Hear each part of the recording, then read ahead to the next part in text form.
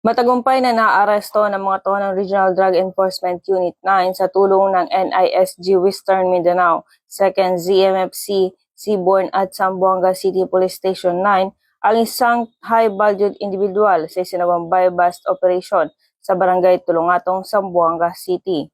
Kinilala ng mga otoridad ang suspect na si alias Bossing, 28 taong gulang at residente ng naturang barangay. Na-recover mula sa suspect ang isang heat-sealed transparent plastic sachet na naglalaman ng hinihinalang shabu na may bigat na tinatayang 50 gramo at may halagang 340,000 piso.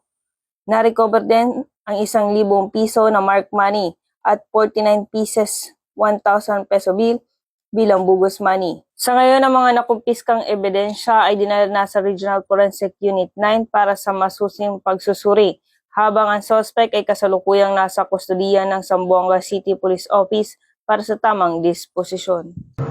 Mula rito sa Zamboangang Peninsula, ako ang inyong PNN correspondent, Patrolwoman Joy Sabiog, alagad ng batas, tagataguyod ng Balitang Pulis.